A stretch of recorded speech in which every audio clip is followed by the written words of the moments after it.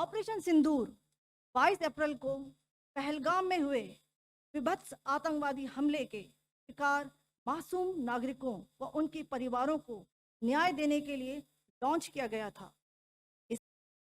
India has demonstrated considerable restraint in its response. However, it must be said that the Indian Armed Forces are fully prepared to respond to Pakistani misadventures, if any, that will escalate the situation. प्रभात देवियों और सज्जनों, मैं colonel Sophia Qureshi और मेरे साथ wing commander Vyomika Singh आज आपको 6 से 7 मई 2025 की रात 1:05 से 1:30 बजे के बीच भारतीय सशस्त्र बलों द्वारा अंजाम दिए गए ऑपरेशन सिंदूर के बारे में जानकारी देंगे। ऑपरेशन सिंदूर 22 अप्रैल को पहलगाम में हुए विभत्स आतंकवादी हमले के शिकार मासूम नागरिकों व उनके परिवारों को न्याय देने के लिए लॉन्च किया गया था। इस कार्रवाई में 9 टेररिस्ट कैंप्स को टारगेट किया गया और पूरी तरह से इसे बर्बाद किया गया। पाकिस्तान में पिछले 3 दशकों से टेरर इंफ्रास्ट्रक्चर का निर्माण हो रहा है। इसमें recruitment, indoctrination centres, training areas व लॉन्च पैड शामिल थे, जो पाकिस्तान और पाक अधिकृत जम्मू कश्मीर POJK दोनों में फैले हैं। Operation Sindoor was launched by Indian Armed Forces to deliver justice to the victims of Pahalgam terror attack and their families. 9 terrorist camps were targeted and successfully destroyed.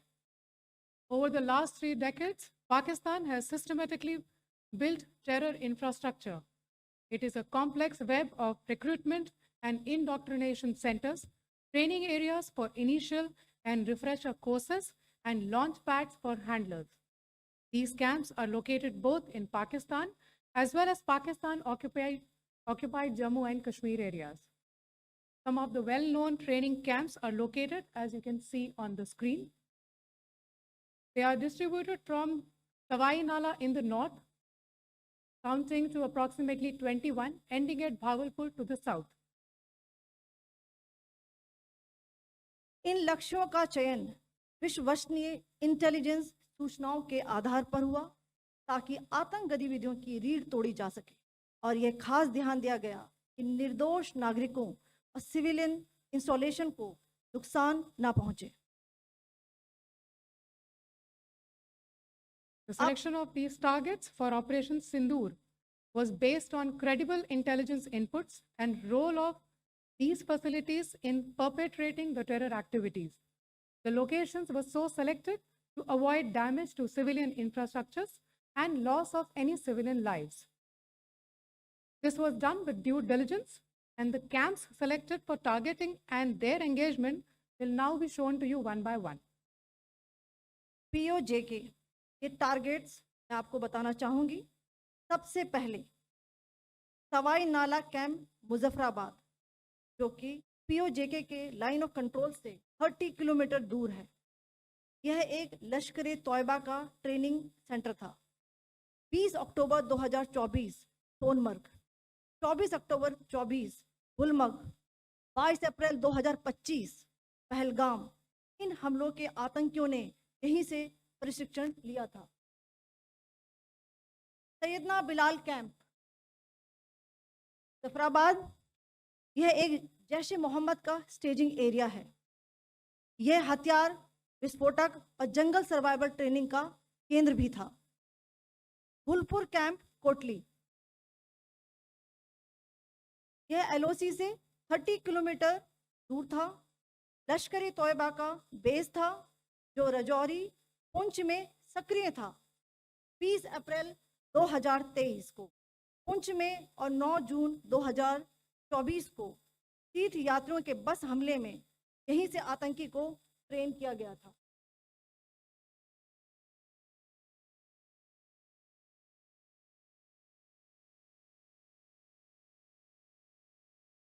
Barnala camp Bhimber, ये LOC से 9 kilometre दूर है।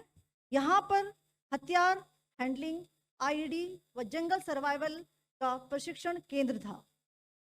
Abbas camp Kotli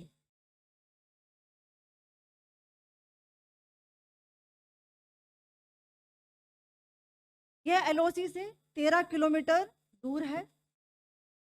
लश्कर तौयबा का फिदाइन यहाँ तैयार होता था।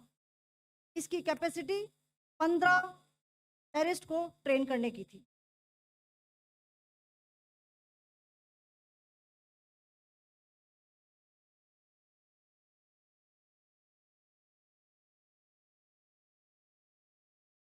अब मैं पाकिस्तान के अंदर के टारगेट से अवगत कराना चाहूंगी।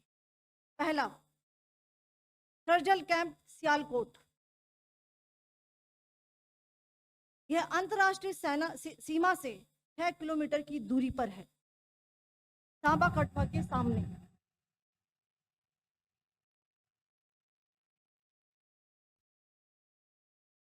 मार्च 2025 में जम्मू एंड कश्मीर पुलिस के 4 जवानों को जो हत्या की गई थी, उन आतंकवादियों को इसी जगह 8 के मुंबई हमले के आतंकी भी यहीं से प्रशिक्षित हुए थे।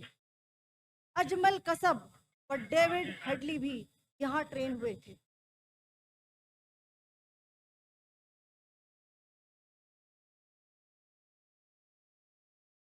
आगे दूसरा आया।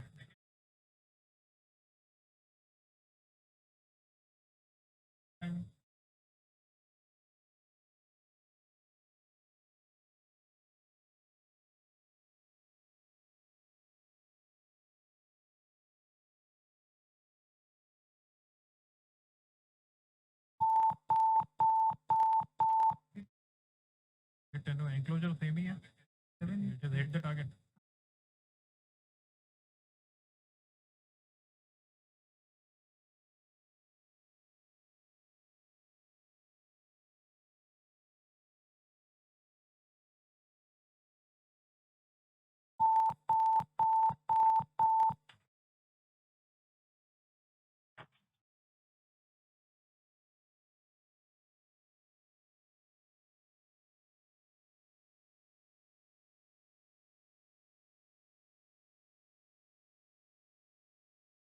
मरकज सुभान अल्लाह भावलपुर, ये इंटरनेशनल बाउंड्री से 100 किलोमीटर दूर है।